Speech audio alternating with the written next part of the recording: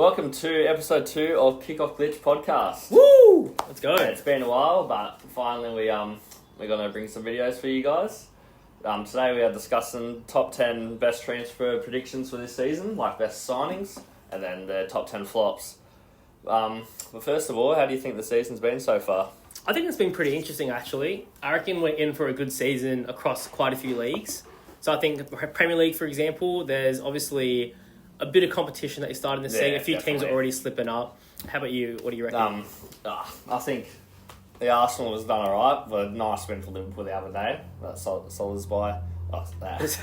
say Dominic. Yeah, it was a beautiful goal by him. Cracking free kick. Yeah, the season's been good so far. Man United have been interesting. Yeah, the loss against Grimsby Town's pretty interesting, but... Yeah, I guess we'll speak more about United specifically later on. But, for sure. But your Chelsea's going alright. You predict them to win the league and they're not doing too bad? Yeah, they're doing pretty good. I'm actually pretty impressed with them at the moment. I still reckon they are on course to win the Prem. It's going to be a bit tight, obviously, with Liverpool. Yeah, for sure. But yeah. And moving on to like La Liga as well, for example, I think that's been pretty interesting to start the comp. Barca and Atletico Madrid already dropped points. That's always pretty interesting. Yeah, I've heard that at Atletico. You were just telling me earlier. I've seen a few of their results. But Atletico actually going bad than everyone, worse than everyone thinks. Yeah. But I think Barcelona got the title. Let's be honest. Hopefully. Yeah. And then looking at the Bundesliga, Bayern Munich have started on fire as well, so that's pretty interesting. Do you know who's really playing well this season? At least Yeah, he's good. His highlights this morning for France, and he's quality. Yeah, he's really he good. He made like a pass from his own half, probably like half. Between the dead ball line and the halfway line, ran about 70 metres and then scored. Yeah, wow, this is crazy. The assist star was the one that he passed it to. Yeah,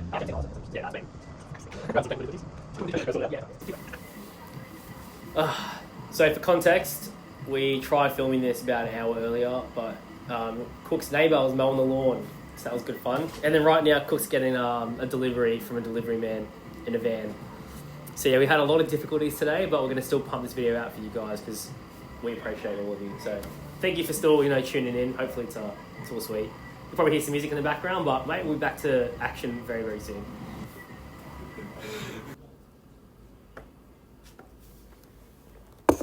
Yeah, so Lise has been doing pretty well this season. Yeah. I'm impressed, but he was a baller even at Crystal Palace. Yeah, exactly. He's doing pretty good. Yeah, so I reckon we rip in, first of all, to our top 10 transfers this season, the ones that we reckon will be the best transfers, and we go from there. Yeah, sounds good. Who have you got on your list? Yep, so I've got in my list, I've got number 10, the GOAT, Anthony. I know that sounds pretty crazy. Well, he did well last season for Yeah, exactly. And I don't know if you've seen, but there's been videos of him coming back to Real Betis this season. Yeah, and the fans are going crazy. Yeah, bro, it's crazy. They're treating him like a god, basically. I don't know. I reckon it's a good signing for them. He's been easy. Yeah, well, he had a pretty rough at United, Yeah. But I was thinking he kind of did it to himself because he acted like an absolute dickhead sometimes. Yeah. And didn't he get done for domestic violence and all that? Oh, that was alleged. I don't think it actually ended up happening, but the allegations and stuff. Yeah, he's a bit of a dickhead. Yeah, true. Even that meme where he just stands on the sideline with that little... he's arcing up to the ref. Yeah. I think... Yeah, he did well last season, so I feel like it's kind of also the right level for him. Yeah. It was good at Ajax years ago. Yeah, exactly. He's a good player. He just was in the wrong environment, I reckon. 100%. Because he was full said he was getting depressed and all that. Yeah, which honestly, I can't blame him for being at United. It's just a standard going there. Yeah. Well, you got to feel for him a bit though, eh? He's had it a bit rough. Yeah, true. But fair. Yeah, hopefully this move reunites his career a bit more, and hopefully he's all sweet. Yeah. Right, number 9. This is an interesting one. I've got Paulinho to Spurs. That's just on loan, isn't it? Yeah, on loan. That's a good deal, though. Yeah, I reckon he's the perfect player Spurs kind of needed. I feel like they were missing that sort of destroyer in their midfield. Someone who can just be guaranteed to win the ball and protect the back line a little bit, especially with how vulnerable they were last season. And I just think he's a quality player. He got his move to Bayern Munich, and I think he deserved it at the time. I think he's just a really, really good, genuine player. Yeah, I remember when he first moved to... Remember when he went to go to Bayern a couple of seasons ago, but the deal failed? Yeah, that's right. And then he finally went to Bayern, and then Bayern have got rid of him. Yeah, it's been interesting. But he's a good player, though, 100%. Yeah, I reckon he's really good. He's quality. Yeah, I think if Spurs do well, which I actually do think they will do, I think he'll be a big part of the reason. Yeah, well, Spurs have got actually a pretty good midfield, Pasuma, Polina, that Bergvall. He's quality. Yeah. He's quality, Yeah. All right, moving on to number 8, we have Reinders/Reindeers, however you say his name. Rudolph. Yeah. Reinders. I reckon he would be higher than number 8, to be honest. He's Yeah. quality.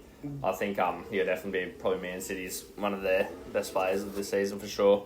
Yeah, I do agree. Like, I find it a bit hard sort of putting the sort of rating and the ranking for the players because I kind of think it's like, it does depend because some certain players that might not be better than the other player, but they might be more important to their team. It's kind of an interesting one, but I do agree. I think he's sort of the creative midfielder that City lacked last season. Yeah, for sure. And I think that he'll be like really important to them. The only thing I do have concerns about is I think that Pep might be misprofiling him a little bit.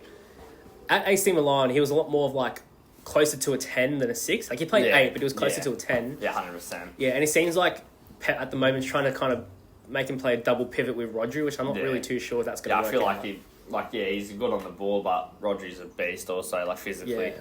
And Reinders is not that quiet level of like physicality. Yeah, like defensive ability as well. Yeah, that's right, Yeah. All right, moving on to number 7. I've got one that you're going to love. I've got Zubimendi for Arsenal. Yeah, I think he's done well so far. He's just holds up the play, knows what he's doing. Because remember a couple of seasons ago when Barcelona were after him? Yeah, exactly. But he's probably one of the better midfielders in the EPL. I think it's a perfect replacement for Partey. Yeah, I agree. But yeah, Zubimendi's done well so far. I've been happy with him. Yeah, I agree too. And the reason I put him so high is I feel like he was the perfect player Arsenal needed, just to kind of sit back and hold that 6th position to allow Rice to move forward a bit more. Yeah. I feel like Rice is best used when he's in that sort of 8-6 hybrid where he has the chance to move forward. Because Rice can find the net. Like he knows how to score goals. So hopefully this season he's playing a bit higher, like he did last season. He was like that. Yeah, that left-sided 8, 10 moving up. Yeah, so I reckon he's alongside with Odegaard. But so Rice is he should just get a few goals this season because you don't have to play as defensive as much. Exactly. Yeah, which is good. And even I saw the Spain highlights. I think it was yesterday or the day before, and Zubimendi played in that game, and he looked incredible, man. Yeah. Like he was moving forward a little bit more than he would like sort of Arsenal at the 6th. But it goes to show as well how versatile he is as a player, and I reckon he's a really good addition to your squad. Yeah, no, he's quality. Sweet. Right, moving on to number 6, I've got Carreras. I'm not too sure how to say his name. I probably completely butchered it, but he's the left back for Real Madrid. Oh yeah, I don't know much about him to be honest. Yeah. I have heard his name, but if he's playing for Real Madrid, he must be doing alright. Exactly, yeah. And honestly, I don't know much about him to be honest. Yeah, I think he's honestly completely changed Madrid's defence. I think one of their problems for the last couple of seasons, especially last season, was their left back having Mendy there.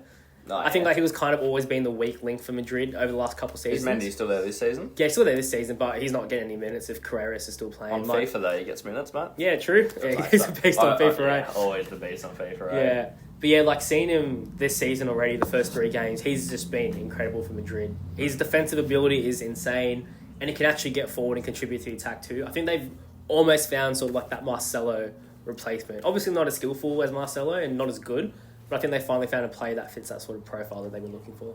Yeah, I think Real Madrid are in for a big season, to be honest. Yeah. But their defence in the last couple of years has been a bit how you going compared to what it was 10 years ago. Exactly. Ramos and Pepe. Yeah, that's it. Carvajal's back playing now, isn't he? Yeah, he's back. So. Yeah, so we'll wait and see. But the thing is he starting though with Trent? That's the thing. Trent's been dropped the last couple of games, so Carvajal starting, which will be pretty interesting to see how that pans out in the season. I still can't believe Trent left. Honestly, Yeah. Well, I suppose not many players these days stay at the one club for the whole career. Yeah, true. But we'll wait and see how they go. Yeah, sweet. All right, number 5, I've got another one that you'll be happy about. Have a guess, mate. Who do you think I'll have in number 5? Someone that you personally will enjoy. Gyökeres?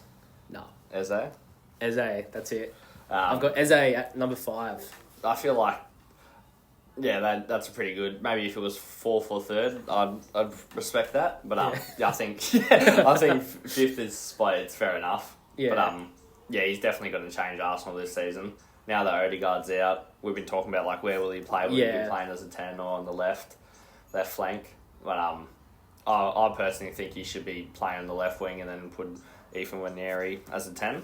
Yeah. By Odegaard. But then Odegaard played at the end of last game, so who knows what's going to happen. But Yeah, I think Eze definitely should be starting over Martinelli. Yeah, I agree. That's the main reason I had him so high. Well, it seems low to you, but in my opinion, pretty high. I think he's a game changer, and I think for Arsenal, especially like with how bad their sort of left side is, like Martinelli should not be starting in 2025. That's just my opinion. It's just ridiculous the fact that he is. Watching the Brazil highlights this morning. Yeah. And like he does the exact same thing, just head down, runs toward the back line, and then runs out of space, and he's like, "What am I doing?"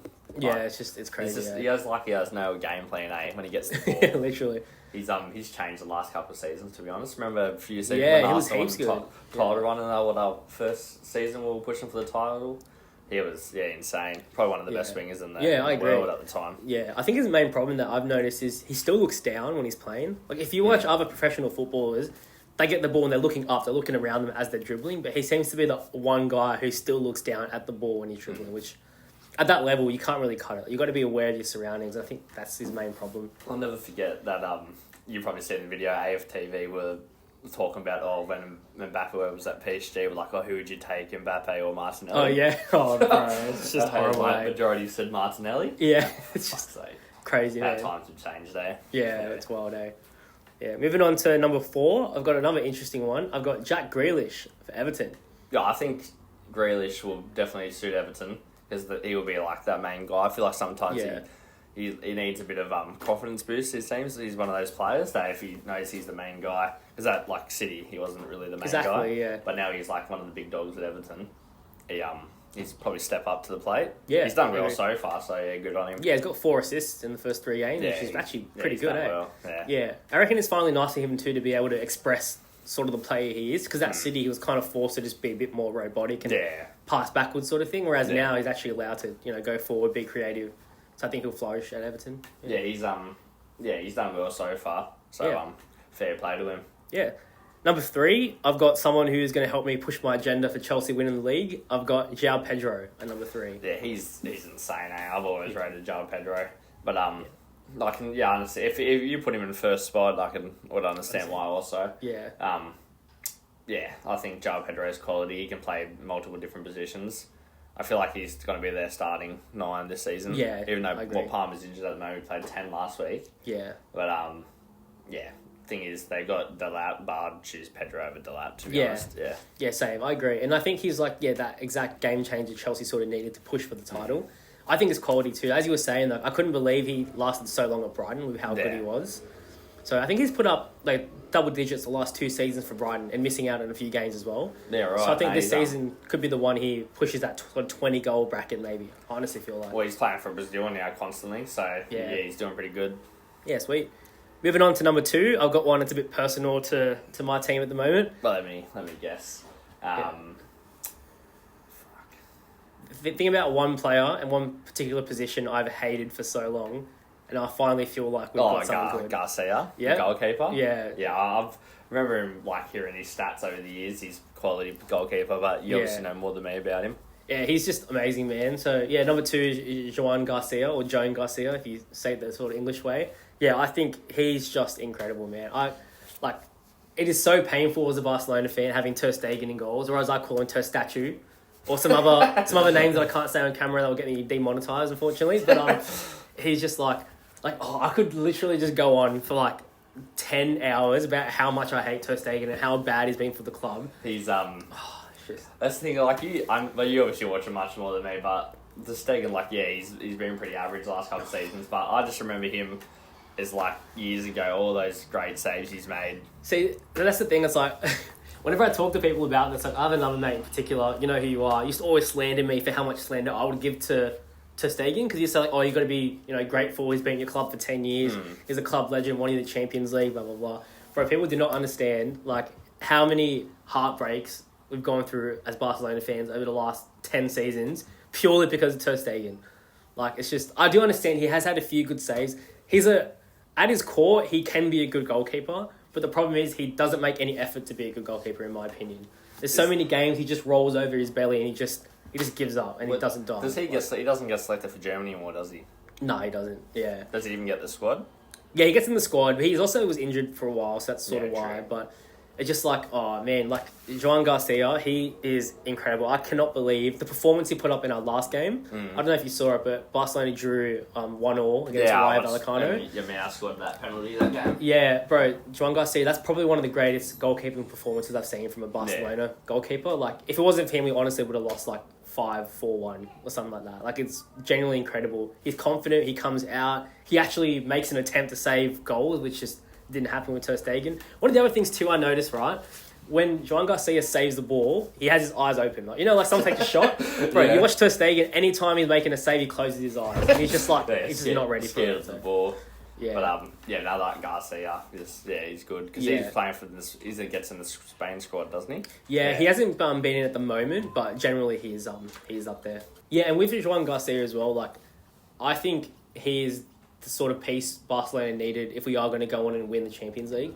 I think having a good goalkeeper makes such a difference, but I'll go into that later on. And you still got Chesney. Because Ter Stegen's your third choice goalkeeper. That's what you were telling me the other day. He's the club captain, but he's the third choice goalkeeper. That just doesn't make sense. So let's be honest, Ter Stegen's he's not the club captain, mate. Yeah, true, that's it. They just felt bad for him. Like, well, exactly. Because you've been injured so much, we'll give you another contract with the captaincy. That's it. Yeah. Sweet. Right, moving on to number one. I've got one that is probably uncontroversial. I feel like a lot of people would have this as their number one spot, or some people might disagree completely, but I have Isaac as number one. And Garcia was second, obviously. Yeah, Garcia was second, yeah. What do you think about that? But you haven't put Ekitike in there also. Yeah, see, I have a little honourable mentions list. I was going to sort of mention Ekitike. I think Ekitike is one where if Isaac did go to Liverpool, I would have had Ekitike in my list for sure as like really high up. But I think that now Isak's joined, I still think Ekitike will play a really important role for Liverpool. I think he's a great player. Yeah. But I think Isak is going to be that number one main man now. And they won't sort of rely on Ekitike as much as they would have had Isak not come. I think Isaac, obviously he's world-class striker, but he's got a lot of pressure on his shoulders. They were most expensive Premier League striker, player of all time, biggest transfer fee. Yeah. He's obviously, if Arsenal signed him over Gyökeres, I wouldn't be complaining. Yeah.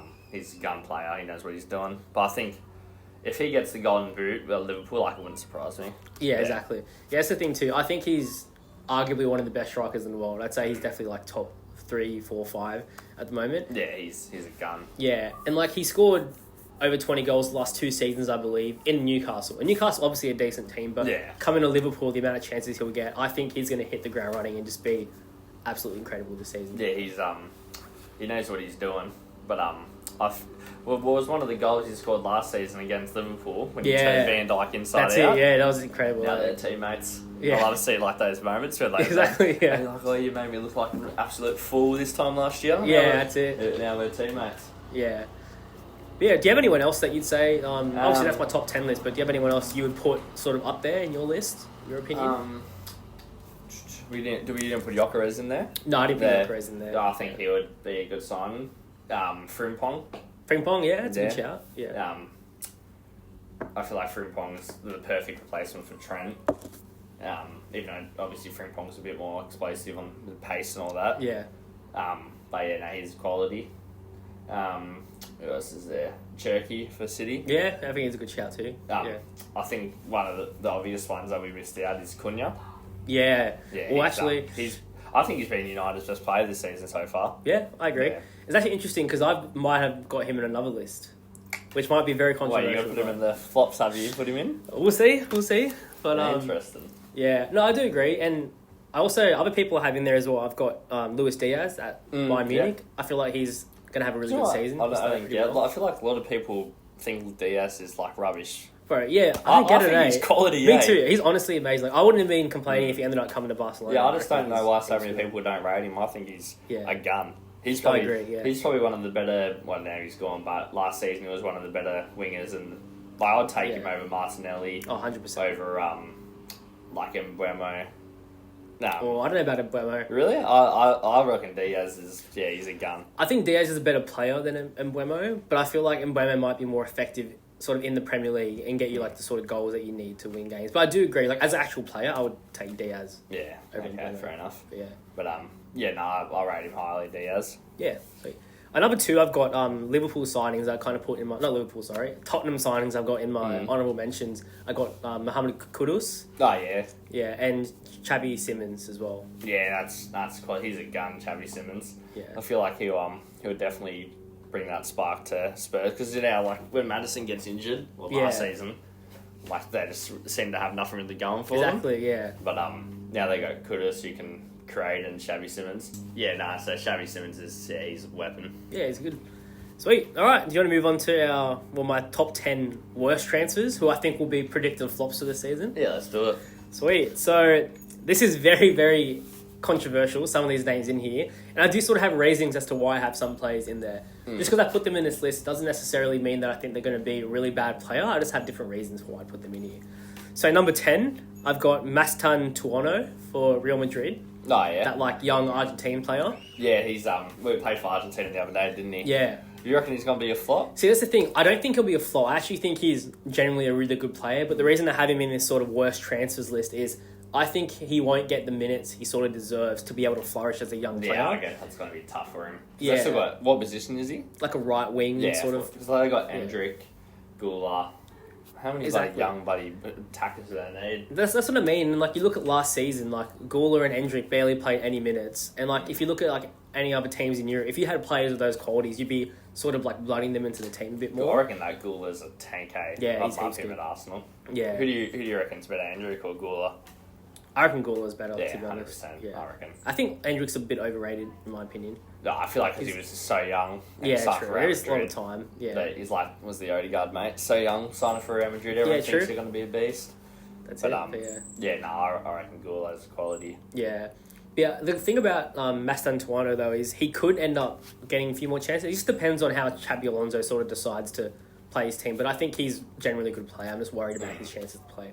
Yeah, no, I saw he got some minutes for Argentina the other day. Yeah. Moving on to number 9, I've got Baena for Atletico Madrid. Oh, yeah? Yes, I think he is also, once again, a really good player. I just don't understand why he went to Atletico Madrid. Looking at sort of the structure of their team and the way they're playing, also how they're doing this season, I think it's kind of a waste of a step of his career. I feel like he could have gone to maybe a better team at the moment, and somewhere where he'd sort of fit the system. I don't know much about him, to be honest, not going to lie, Yeah. Yeah, I think it's good. I think it's more so just the thing of, I don't see him matching Atletico Madrid sort of style. And I feel like if he went somewhere else, maybe a mid-table or sort of top-table Prem team, for example, I feel like he could have had sort of a better career, but... Was he Spanish? Yeah. Yeah, right, I'll have to look into him. Yeah. The next one I've got is a Newcastle signing. I don't know how to pronounce this properly. Walter Made? Yeah, the German striker. He's, you reckon he'll flop, eh? I don't know if he'll flop, but I just don't think he'll live up to the 85 mil price tag. I can't believe Gyökeres was less than him. That's just crazy to think about. I don't know much about him. I've known him from FIFA. Yeah. But he's got big shoes to fill, let's be honest. Oh, 100%. Yeah, and that's why I'm sort of worried for him, filling up Isaac shoes, that you said. That's such a hard task. Yeah, for sure. And the last couple of seasons, I think he's only broken double digits in the Bundesliga maybe once in his last 3 seasons. So I don't really see sort of what I get he's young, but 85 mil was a lot. I'm not too sure if he'll end up living up to it. He's a beast, but beast as in he's tall. Yeah, I think he's 6'6", I'm pretty sure. He's a giant. Yeah. Next up, I've got one of our producers' favourite players. He was mentioned in our last video, which you guys hopefully have seen by now. Retegui. Oh, we haven't even posted that video yet. Remember? Yeah, no, but it'll go up before this video. Yeah, true. Yeah, so just for context as well, we do apologise, guys. We filmed an episode about 2 weeks ago. Yeah. Our first episode, which is called our top 10 players in the world at the moment. Yeah. And we had some technical difficulties, so we couldn't actually get it out for 2 weeks. But by now, it should be out finally. It's been a headache. Not gonna lie. Yeah. At some points, we're ready to pull the plug. Yeah, but we've pushed on to bring to bring quality videos for you, gang. Yeah, that's it, guys. But thank you for tuning in. Hopefully, you guys enjoyed our pilot episode and our first episode. Yeah. Hopefully, you enjoyed this one too. But it's been a rough couple weeks. But we'll wait and see how we go. Yeah. But yes, I've got Retegui, and he actually moved to a Saudi team. And not even one of the good ones, one of the sort of average ones, which I just don't understand. I remember I watched the Champions League game last season, Arsenal and Atlanta. He was a gun. I know he loves to score goals, but can't believe we put him in, or our mate, producer, put him in like the top 10 best players in the world. That's criminal. Yeah, it's and just you ridiculous. know who you are, mate. Yeah. Yeah, and just like, and the thing is, like, it was criminal, but he also, I kind of understood in terms of, like, he is a good player. Not top 10 at all, by far, but he's a good player. But the fact that he went to, not Serie A, he went to... Saudi. Yeah, so young. Like, it's just a waste of a career. That's why I reckon it's a worst transfer. Yeah, he's a character. I know him personally. Yeah. No, he's definitely gonna get a bit of good paycheck. I guess that's probably why he's going to Saudi. So yeah. Moving on. The next two, I'm going to say both of them together because this is very, very controversial, and it's sort of a perspective sort of thing. I feel like so. Number 6 and 5, I've got Cunha and Mbeumo. Now, just to clarify. It's interesting because I've seen these two names be mentioned in people's top 10 best transfer lists. The reason I got them in this is I think that they are both quality players, especially Cunha. As you said, I think he's one of the most underrated players in the Prem. Yeah. And you look at Mbeumo, he's also, I think, one of the best wingers in the Prem. Last season, he scored 20 goals in Brentford. Like, that's just an incredible feat. But the reason I have them in the top 10 worst transfer list isn't because of them, but because of United. I think that them moving to United is one of the worst transfer moves they could have made. Why you reckon? Because what, their club's just... I think United's just in the bin. And I generally reckon, I reckon they could have gone to any other big team in the Prem and been like a starter there and been effective there. And I think that moving to United might ruin their career potentially. Oh. What do you think? That's the thing. Maybe I'm just living in the past, but I just look at Man United as like one of the best clubs of all time. Yeah. It's Manchester United Football Club, mate. They know what they're doing. They weren't built yesterday. And the may as well have been. Well, look at their new stadium. It looks like a dead set circus. True. But you can't blame them. They are a bunch of clowns. But Shane Reese. Yes, I think United. I don't know if we got offered for a United contract right now, we wouldn't say no. Let's be honest. I would. No, jokes. Obviously. But it would be good. It would be a pretty proud achievement to say that they played for Man United. Yeah, definitely. But it's just I don't know. I think Cunha will shine more than Mbeumo, but that's I think Cunha is the better player out of them too. Yeah, I'm kind of iffy on both of them. I think Cunha is a better footballer than both of them, but I think Mbeumo might end up being a better performer for them just because of how good he is in front of goal. I think he's generally really good. Do you know who I think will actually do? Even I can't stand him, Mason Mount. I think he's going to be a big important player for United this year. Yeah, he's really good. I actually rate him. You reckon? He's a good player. I reckon he's washed, but watching his last couple of games, I'm like, he's going to be important for United this season. Yeah, sweet. Right, moving on to number 4. This one's one that personally hurts me. Once again, related to my team. I've got Inigo Martinez moving to Al Nassr. What, you reckon he's going to flop? I don't reckon he's going to flop, but I just think it's just such a stupid transfer because I think he could have had another year being one of the best centre-backs in the world. I've spoken to Cook about this before. I think last season, Inigo Martinez genuinely was top 5 centre-backs in the world. And I think he was our most important defender, one of our most important players. And to see him sort of leave when I think he still had another year in the tank just honestly hurts me. And I just think that, I understand from his perspective, he's moved on to get more money. He's having one last big paycheck before he retires soon. But I just think it just doesn't make sense with how good he was last season. Yeah, I guess maybe it's there. Because didn't you say also them re-signing to Stegen? You reckon that's true? Yeah, so there was this whole sort of dilemma with not having contract and registration space because Ter Stegen refused to sign his medical report. But we'll go into that another day. But what's it with Barcelona and the office issues, eh? Right, it's just crazy. On the pitch, they know what they're doing, but mate, in the office, it's ridiculous, man. But even they've got no clue. Even recently, we bought a new player. I don't know if you know him. Rooney. He was the. He came from R-O-N-I. Yeah, R-O-O-N-I. Sorry. Yeah, but is he, what nationality is he? I think he's Swedish or something around there. Yeah, right. But he signed for Barcelona. He's sort of a young, promising talent. He's kind of like our Yamal backup sort of player.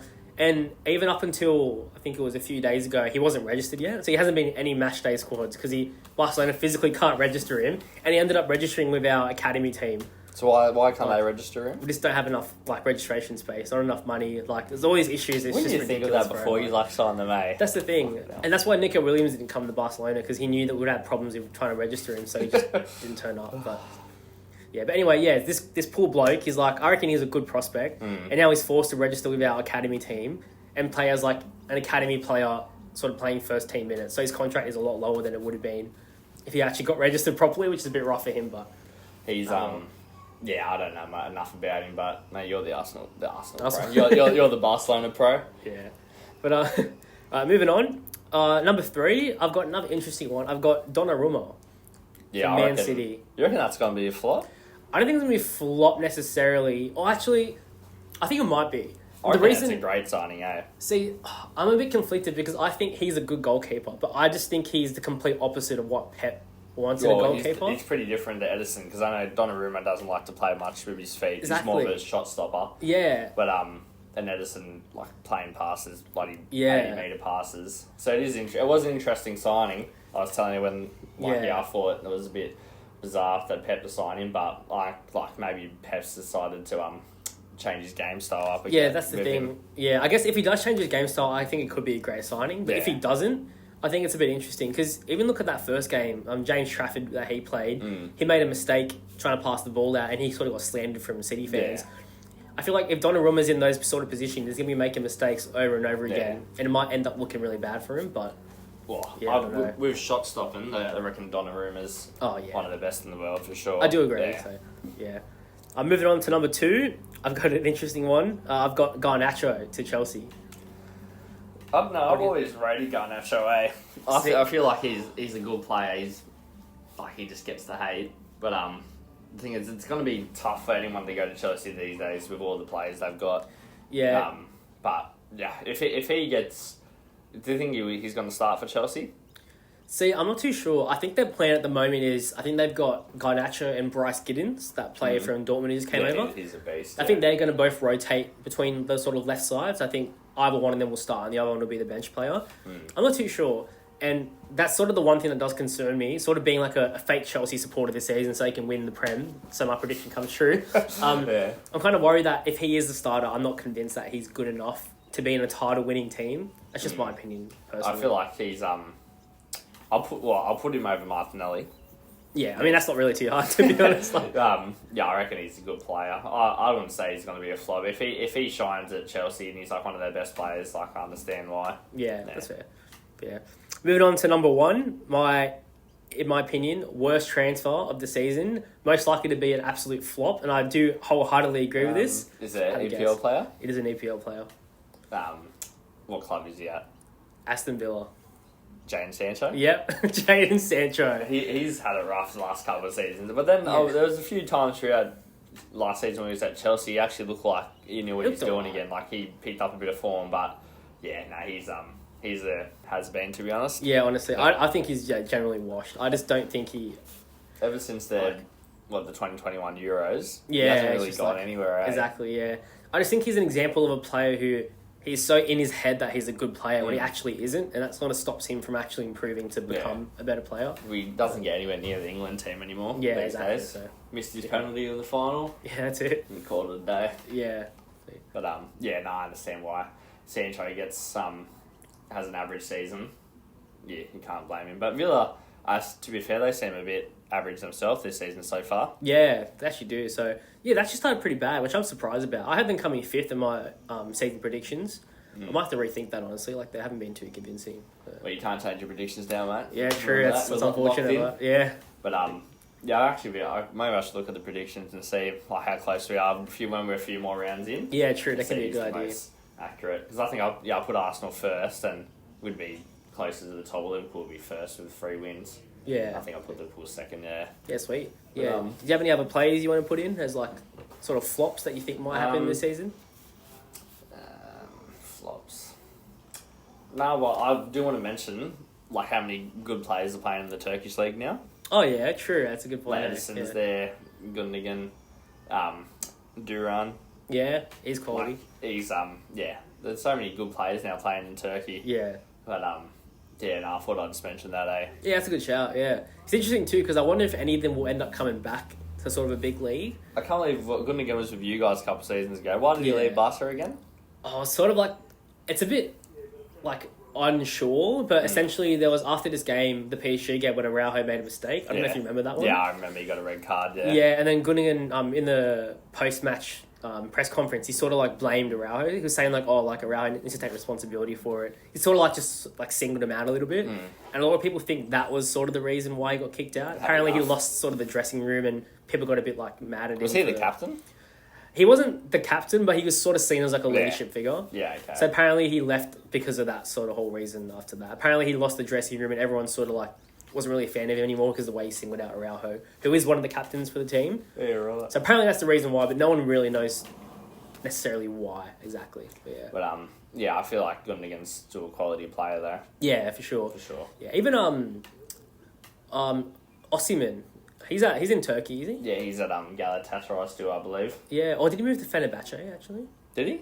Yeah, I'm not too sure because I know he didn't want to go back to Napoli. Yeah. Why did I can't remember what he was cracking the shits with them because yeah, didn't they make a post about Oh him? yeah, Like, a racist social media post. Yeah, like, something like yeah, that. Yeah, and he it's crazy. Eh? yeah, he full got he wasn't happy with that, and then he didn't play for them again. Exactly, yeah, which is crazy. Mate, to think through about. social media can destroy careers. 100%, yeah. And relationships. That's it. Yeah. Yeah, and I think he's honestly like one of the best strikers in the world still. Yeah, like, he's a beast. Yeah, I'm looking at maybe Barca kind of going in for him next season because we are looking for a number 9, so I reckon it'll be interesting to see if he does end up wanting to make a move back to Europe's top 5 leagues. But what about Haaland, mate?